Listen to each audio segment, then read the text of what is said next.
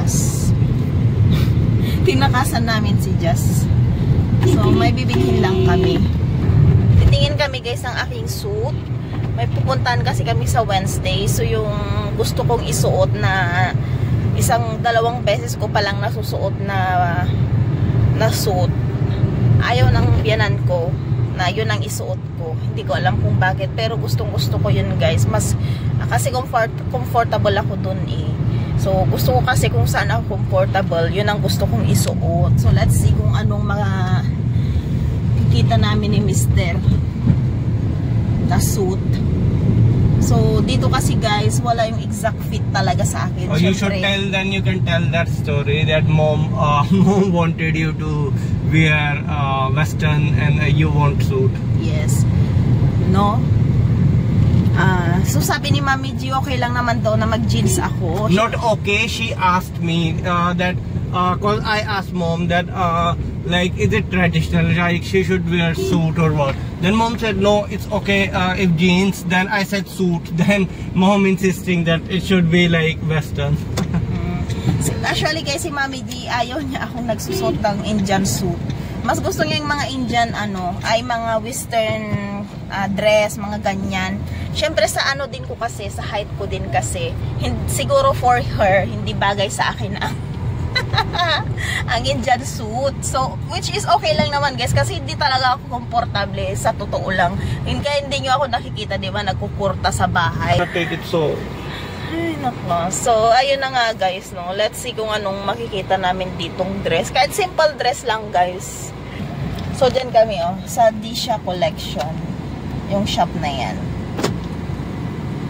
Gulo your parking fix. So, ayun guys, tapos na kami. Isang lang siya, western dress ang binili namin. So, hindi naman siya kasi big party guys. Although, lang naman siya, retirement function, no. So, formal lang naman yun. So, maganda yung napili ko guys. Very comfortable siya. If it's like ceremony or something, it should be traditional. If in retirement, even western is okay. So what we bought is western and traditional mix. So, bibili kami ng sandal ko guys na medyo mataas ang heels kasi mahaba yung dress eh. Para hindi na kailangang i-altered pa. So, although siya, without sleeve, pero hindi kasi ako comfortable guys kasi ang laki ng braso ko.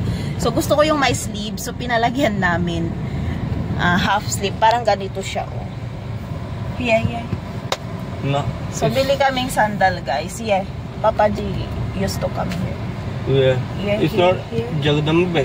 Here, see. Huh? Yeah. Ladies is not available. Is that for ladies? Gents. Ladies is not available here. Dito kami sa market. Ayan market dito. So gents, mga panglalaki naman yata itong mga dito. Ayan. So, dyan papunta yung kina Sis Rose. Papasok dyan. Doon may mga din sa kabila. Diba? So, mura lang yung dress na nabili namin, guys. 1.3 in rupees. So, mura lang siya. Not sure. Kasi gusto ni Mami G mag-overnight sa hotel. Pero ayaw ni Mr. So, let's see. Pero magdadala pa rin kami ng extra clothes just in case. Hindi siya ganoon kainit today. As in. Kaya napalabas si Mr. Kung gusto niya sana mamayang gabi pa mamayang gabi kami lalabas. Pero sabi ko ngayon na lang. Hindi naman siya ganoon kainit.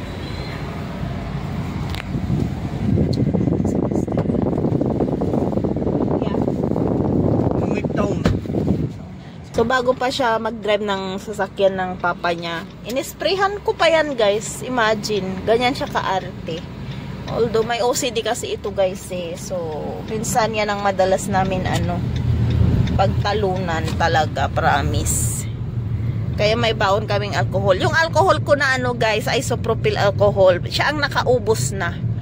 Ayan, paubos na siya. So, kailangan... we need to ask somebody for who coming from there. Ha. So kailangan ko magpadala kay Sis Arian. Shout out sa'yo, Sis Arian. Padala ako ng alcohol, sis, 2 bottle. Kasi guys, ang alcohol ang ginagamit kong deodorant. We take from Housing Board Battery, you know. Let's see the rates there. He gave estimated rates. It should be like from 400 to 800. Where? Housing Board Market. Because he gave estimated rate already. So now we know which rate to buy. Because ladies, this one, heels, I don't know what's the rate. So now we know. So, yung alcohol kong isopropyl, yun yung ginagamit kong ano guys pang If it's expensive, we deodorant. again have to go there, you know. Pang dio ko. Although hindi naman ako madalas naglalagay pagka may lakad lang ganun. Pero pag sa bahay lang ako, hindi ako naglalagay ng deodorant or ganito, alcohol. Ever since, promise, ito ang ginagamit ko kaya hindi maitim ang kilikili ko. Who?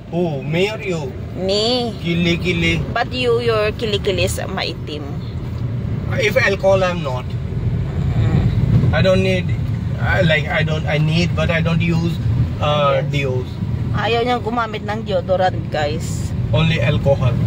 Pag may lakad kami, pinipilit ko siyang mag-alcohol. Kasi syempre, di ba, nakakahiya. Mga muy kilikili siya. Although normal naman. Although normal naman yung amoy na yun sa mga Indians, guys. Pero, di ba, nasa iisang sasakyan.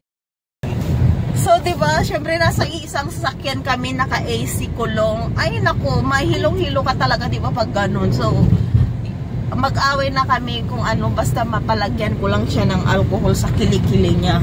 Para hindi ako mag-suffer, no? Lalo kung mga long drive. Please. If I'm not that one, like, if I'm not sweat, I don't used to be kili also. Telling you. Hinamin niya din eh. Normal. Sabi nga niya normal daw, normal dito. Huwag mong i-normalize kung may way naman, di ba?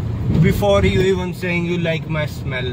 Ha, obviously, I like your smell if you're not smelling like onion.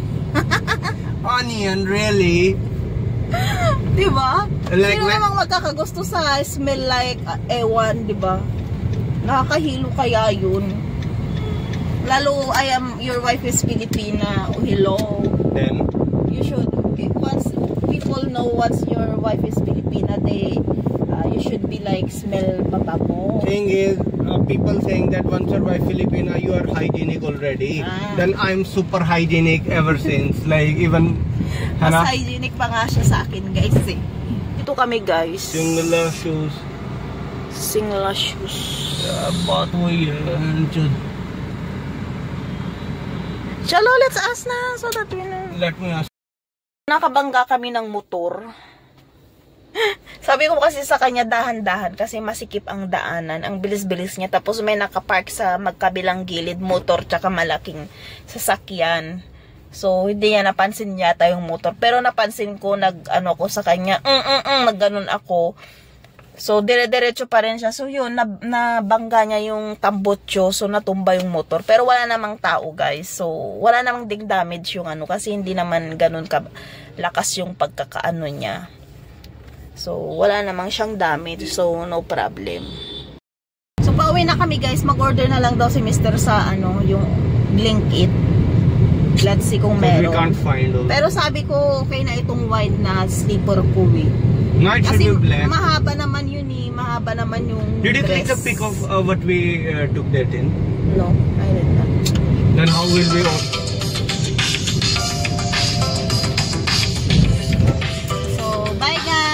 Lang ipapakita ko na lang sa inyo pagka nakuha namin yung dress.